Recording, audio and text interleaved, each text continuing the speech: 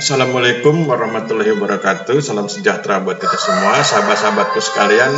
Pada kesempatan ini, saya Aristiono Nugroho, Lektor Kepala atau Associate Professor di Sekolah Tinggi Pertanahan Nasional, ingin mengajak kita untuk ngomong santai tentang tanah pertanahan dan pertanahan.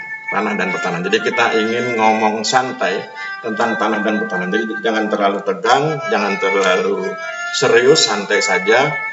Yang penting kalau nanti ada pengetahuan, silakan itu diterima sebagai pengetahuan. Kalau kira-kira perlu dikritisi, silakan dikritisi. Kalau kemudian perlu dikonfirmasi, silakan cari literatur, searching di internet dan lain sebagainya, sehingga kemudian dengan pembahasan ini kita semua terpacu untuk lebih tertarik memahami tentang tanah dan pertanahan. Sebelumnya perkenalkan, saya Aristiono Nugroho, Lektor Kepala atau Associate Professor di Sekolah Tinggi Pertanahan Nasional. Saya senang sekali jika bisa berbagi dan berbagi inspirasi dengan sahabat-sahabat sekalian, terutama yang terkait dengan pengetahuan. Dan karena saya mengajar di Sekolah Tinggi Pertanahan Nasional, saya pikir menarik buat kita untuk ngomong santai tentang tanah dan pertanahan. Mari kita lihat bagaimana proses pemilikan tanah berdasarkan hukum adat. Berdasarkan hukum adat, maka kalau seseorang ingin memperoleh tanah, ada prosesnya. Prosesnya pertama, diperolehnya hak menang pilih. Jadi dia bisa memilih bidang tanah yang ingin dia kelola begitu. Kemudian dari situ menjadi hak terdahulu. Menjadi hak terdahulu itu artinya dia didahulukan untuk berwenang mengelola tanah tersebut. Lalu meningkat menjadi hak menikmati. Dia punya kesempatan untuk menikmati hasil yang ada di tanah yang dia kelolanya. Kemudian ada catatan sedikit bahwa hak menang pilih, hak terdahulu, dan hak menikmati terjadi pada benda-benda dan tanaman di atas tanah. Ya, jadi benda-benda dan tanaman di atas tanah. Selanjutnya, setelah yang bersangkutan bersungguh-sungguh atas hak yang diperoleh, maka ditingkatkan menjadi hak pakai atas tanah. Sesudah menjadi hak pakai atas tanah, dan kemudian itu diturunkan kepada ahli waris, maka semakin menguat menjadi hak milik. Dalam hal ini adalah hak milik menurut hukum adat, jadi belum menurut hukum tanah nasional. Jadi itulah proses bagaimana seseorang mulai menguasai tanahnya dengan berdasarkan hukum adat. Kemudian karena kita santai, kita untuk relaks sejenak. Ini adalah pemandangan di Pantai Serakung. Pantai Serakung itu di Desa Pucung, Kecamatan Giri Subo, Kabupaten Kulon Progo. Kabupaten Gunung Kidul, saya ulangi. Ini pemandangan di Pantai Serakung, Desa Pucung, Kecamatan Giri Subo, Kabupaten Gunung Kidul. Ya, jadi kalau dalam bahasa yang berlaku di daerah istimewa Yogyakarta, terminologinya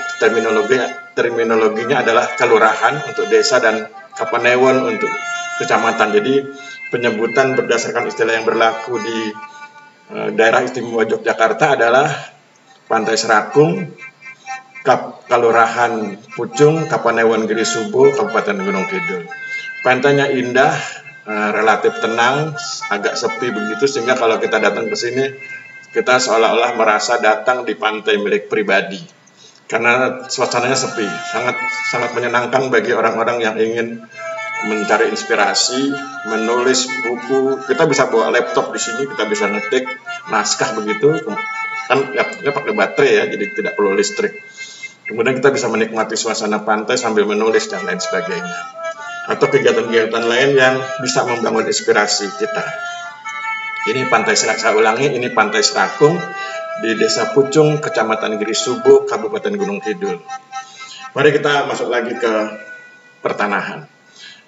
Proses pemilikan tanah di luar Jawa itu biasanya dilalui dengan 3 tahapan. Pada awalnya seseorang memperoleh izin menggarap tanah dari kepala desa sebagai proses dimulainya hubungan tenurial. Jadi pada awalnya seseorang memperoleh izin menggarap tanah dari kepala desa sebagai proses dimulainya hubungan tenurial. Ini proses pemilikan tanah di luar Jawa. Selanjutnya, hak garap berdasarkan izin menggarap tersebut dialihkan kepada pihak lain melalui proses opergarapan. Saat opergarapan inilah berpeluang dilakukannya penguatan hak melalui legalisasi aset, melalui pemberian hak land titling dan pendaftaran tanah land registration. Jadi sebetulnya tanpa ada proses pergarapan juga boleh. Pada intinya ketika seseorang sudah memiliki hak garap, maka ia berpeluang untuk melakukan apa yang disebut sebagai penguatan hak melalui legalisasi aset, yaitu melalui pemberian hak, land titling, dan pendaftaran tanah atau land registration. Kita santai sejenak. Ini pemandangan yang indah. Ini di Pantai Ngungap. Ya, jadi ini Pantai Ngungap. Itu ada dinding-dinding vertikal itu, kemudian di sela-selanya itu nanti ada, kalau kita telusuri lebih jauh, ada gua-guanya, dan di gua-gua itu ada sarang burung walet, sehingga kemudian Pantai Ngungap ini memang terkenal sebagai daerah sarang burung walet, sehingga kemudian ada tradisi di sini untuk setahun sekali atau secara berkala begitu sarang burung waletnya dipanen, dan ketika dipanen maka ada tradisi upacara adat berupa mengunduh walet begitu, sehingga kemudian menjadi menarik ketika kita bisa menikmati situasi budaya seperti itu. Lokasinya sama seperti di Pantai Serakung tadi, ini Pantai Ngungap, yaitu di Desa Pucung, Kecamatan Giri Subo, Kabupaten Gunung Kidul. Jadi kita sedang ngomong santai tentang tanah dan pertanahan, dan karena santai maka omongan kita selalu diselingi oleh gambar-gambar yang indah tentang beberapa lokasi di Desa Pucung, Kecamatan Giri Subo, Kabupaten Gunung Kidul. Sekarang kita masuk ke istilah dari occupation ke possession. Occupation ke possession. Hubungan awal antara seseorang dengan tanah negara bermula saat yang bersangkutan melakukan penggarapan atas izin dari pihak yang berwenang. Jadi kalau ada tanah negara, kemudian seseorang menggarap tanah tersebut atas izin dari pihak yang berwenang, biasanya kelurahan gitu, atau kecamatan, pokoknya dapat izin begitu, kemudian dia menggarap. Nah, itu adalah hubungan hukum awal. Jadi saya ulangi, hubungan hukum awal antara seseorang dengan tanah negara bermula saat yang bersangkutan melakukan penggarapan atas izin dari pihak yang berwenang. Kemudian itu kan disebut occupation sebetulnya. Nah, kemudian bagaimana dengan possession? Possession, pemilikan tahap awal, adalah penguatan hubungan hukum awal yang terjadi ketika penggarapan dilakukan terus-menerus dalam jangka waktu yang lama, long term occupation. Jadi kalimat yang di atas itu adalah occupation. Jadi hubungan hukum awal antara seseorang dengan tanah negara bermula saat yang bersangkutan melakukan penggarapan atas izin dari pihak yang berwenang. Itu occupation. Kemudian berkembang menjadi possession. Pemilikan tahap awal adalah penguatan hubungan hukum awal yang terjadi ketika penggarapan dilakukan terus-menerus dalam jangka waktu yang lama, long term occupation. Nah, kalau ini pemandangan di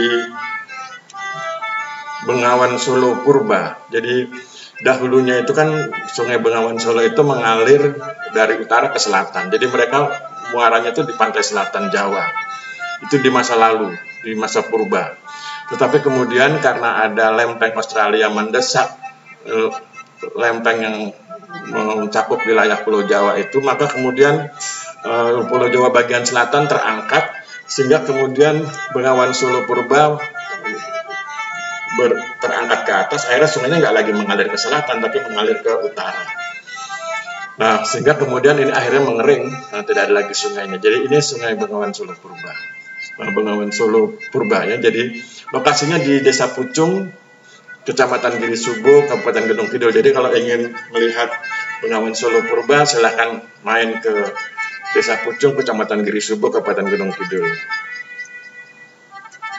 Kita lanjutkan omong-omong santai kita tentang pertanahan.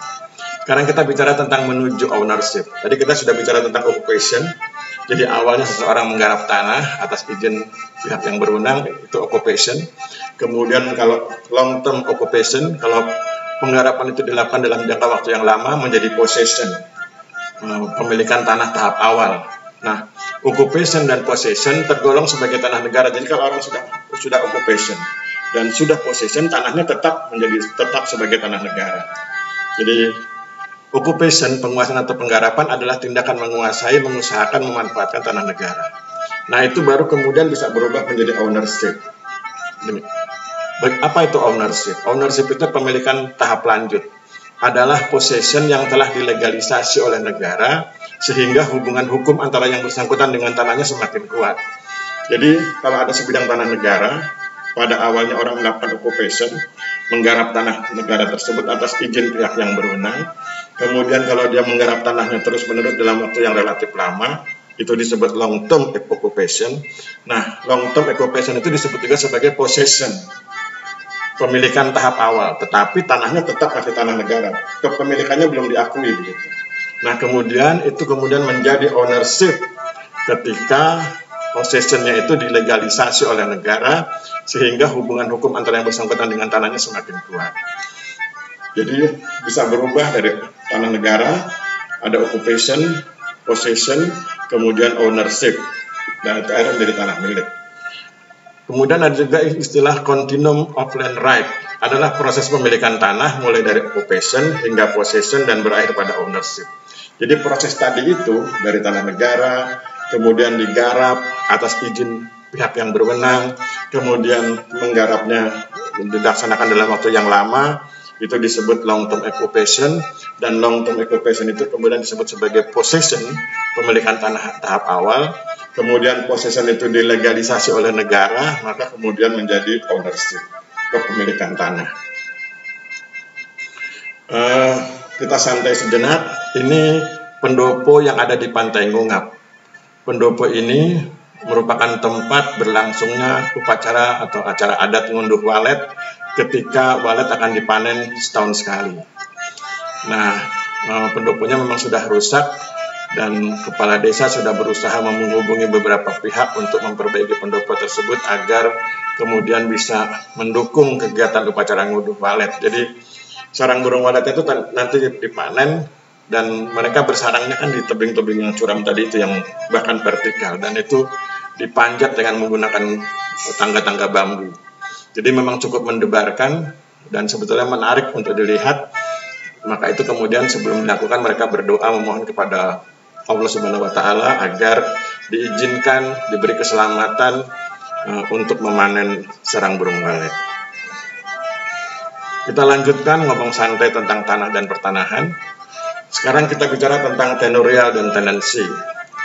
Oleh karena pada suatu bidang tanah negara telah terdapat occupation dan possession yang merupakan hubungan hukum tenurial, maka pada pihak yang melakukan occupation dan possession diprioritaskan sebagai pemilik melalui proses pemberian hak land titling dan pendaftaran tanah land registration oleh otoritas pertanahan. Jadi, tadi saya ulangi, ada tanah negara, digarap atas izin pihak yang berwenang, itu disebut occupation. Kemudian occupation-nya berlangsung lama, disebut long term occupation, dan occupation yang lama itu disebut possession, dan possession itu kemudian kalau dilegalisir oleh negara, dilegalisasi oleh negara, maka menjadi ownership. Nah, proses legalisasinya itu adalah melalui proses yang disebut dengan pemberian hak. Jadi karena itu tanah negara, maka kemudian negara memberi hak kepada orang yang mengajukan permohonan, kemudian didaftarkan. Itu proses legalisasinya.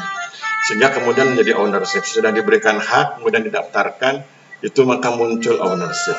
Karakter hubungan hukum tenurial, penguasaan dan pemilikan berbeda dengan karakter hukum yang bersifat tenancy, pemanfaatan atau penyewaan. Jadi yang kita bahas tadi barusan itu dari mulai occupation, possession, kemudian legalisasi dalam bentuk pemberian hak, land titling, pendaftaran tanah, land registration, kemudian menghasilkan ownership, itu adalah tenurial. Nah, tenurial itu hubungan hukum berupa penguasaan dan pemilikan.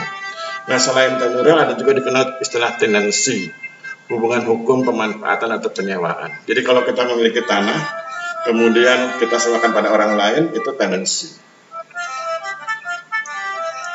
Ini suasana di kantor pemerintah desa Pucung. Ya. Jadi ini ketika saya dengan sahabat-sahabat saya, Ibu Sugiasi, kemudian Mas Bayu, kemudian saya, Pak Lurah dan Pak Carik. Di depan di kantor ya, kantor pemerintah desa Pucung.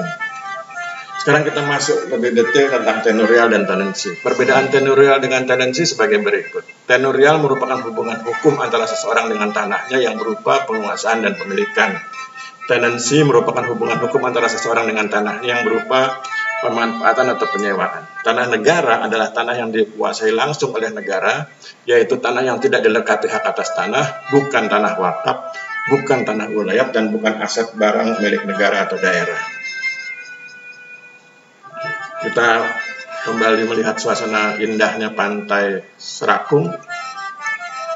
Kita masih bicara tentang ngomong santai tentang tanah dan pertanahan, dan tadi beberapa kali kita sudah memperlihatkan keindahan Desa Pucung, dan uniknya pemerintah dan masyarakat Desa Pucung itu punya slogan Mandara, mandiri, damai, dan sejahtera. Saya pikir sebagai sahabat tentu kita berharap pemerintah Desa Pucung dan masyarakat Desa Pucung suatu saat bisa mewujudkan desanya menjadi desa yang mandiri, damai, dan sejahtera. Saya pikir demikian, kita akhiri pertemuan kita hari ini. Mohon maaf bila terjadi kesalahan. Wabillahi taufik wal hidayah. Wassalamualaikum warahmatullahi wabarakatuh.